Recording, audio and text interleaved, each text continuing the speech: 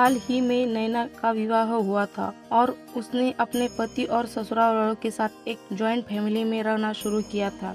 कुछ दिनों के बाद उसे पता चला कि वह अपनी सास के साथ नहीं रह सकती। नैना की सास रूढ़िवादी थी, जबकि नैना आधुनिक जीवन शैली जीने वाली लड़की थी। जल्द ही उनके बीच झगड़ने होने लगे। कई महीनों के बीत जाने के बाद भी दोनों में से कोई भी अपना व्यवहार नहीं बदल पाया। समय के साथ साथ नैना और ज़्यादा आक्रामक हो गई और उसे अपनी सास से नफरत होना शुरू हो गया। वह सोचने लगी कि कैसे अपनी सास से छुटकारा पाया जाए। एक बार हमेशा की तरह जब उसने अपनी सास से झगड़ा किया और उसके पति ने अपनी मां का साइड लिया, तब नैना गुस्सा हो गई और अपने मायके चली गई। नैना के पिता एक केमिस्ट थे। उसने अपने पिता को पूरी बात बताई। उसने अपने पिता से कहा कि उसे कुछ जहर दे ताकि वह अपनी सास के खाने में मिलाकर उससे छुटकारा पा सके, नहीं तो वह अपने पति के घर वापस नहीं जाएंगी। नैना के पिता को यह सब जानकर काफी भी दुख हुआ कि उन्होंने अपनी बेटी से कहा, अगर तुम अपनी सास को जहर देती हो तो तुम और मैं दोनों जेल जाएंगे। ऐसा करना ठीक नहीं है। लेकिन नैना सुनने और समझने की हालत में नहीं थी।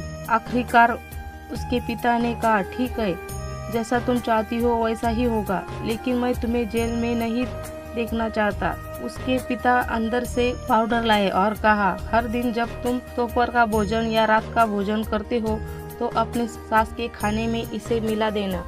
इससे धीरे धीरे कुछ महीनों में वो मर जाएंगी और लोग सोचेंगे कि वह प्राकृतिक रूप से मर गई। उन्होंने यह भी कहा, क्योंकि किसी को भी तुम पर शक नहीं होना चाहिए, इसलिए आज से तुम अपनी सास के साथ नहीं लड़ोगी, बल्कि तुम उनकी देखभाल करोगी।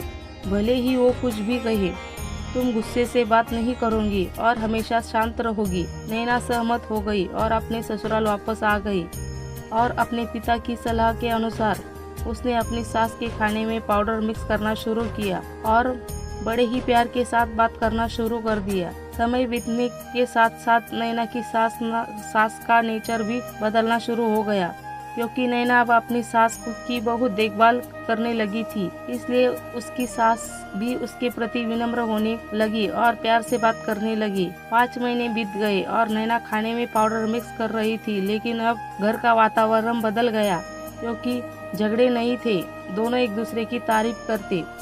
अब ऐसा लगता था मानो दोनों का रिश्ता माँ बेटी का रिश्ता हो। अब नैना को चिंता होने लगी कि पाउडर की वजह से उसकी सास जल्द ही मर सकती है। वह अपने पिता के घर पर गई और उसने कहा, पिताजी, कृपया मुझे उस जहरीले पाउडर के प्रभाव को ठीक करने के लिए इलाज बताइए। मैं अपनी सास को खोना नहीं चाहती। वह मेरी माँ की तरह है और मैं उससे अब बहुत प्यार करती हूँ। कि पिता मुस्कुराए और कहा, कौन सा जहर? मैंने तुम्हें बस एक स्वीटनर दिया था। नैना हैरान थी और उसने अपने पिता से पूछा कि उन्होंने ऐसा क्यों किया। पिता ने कहा, बेटा, अगर तुम किसी दूसरे इंसान से प्यार चाहते हो तो तुम्हें भी उसे प्यार देना होगा।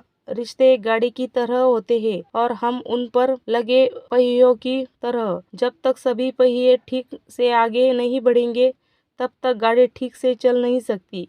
इसी बात का एहसास दिलाने के लिए मैंने ऐसा किया और तुम्हें अपनी सास के प्रति नम्र रहने को कहा। तुम्हारी अच्छाई देखकर उन्होंने भी अपने आप को बदलना और तुम्हें समझना शुरू किया। तुम दोनों ने एक दूसरे के लिए अपने आप को बदला। यही कारण है कि तुम अपनी सास के लिए आज मेरे पास भागते हुए आई हो। नैना अपने पिता की बात समझ चुकी है और आप हर इंसान अपनी परिस्थितियों का शिकार होता है। यह अक्सर कई मतभेदों को जन्म दे सकता है। हालांकि हमें एक दूसरे को समझने की कोशिश करनी चाहिए और एक दूसरे के साथ एक स्वस्थ संबंध बनाने के लिए थोड़ा अपने आप को भी बदलना चाहिए। और जब इस तरह के मतभेद रिश्तों के बीच उठते हैं तो उनके प्रियजनों का कर्तव्य है कि वो उन्हें शांत रखे और सही रास्ते की ओर मार्गदर्शन करे। दोस्तों, अगर आपको ये कहानी पसंद आए तो प्लीज़ कहानी को लाइक कीजिए और चैनल को सब्सक्राइब कीजिए। धन्यवाद।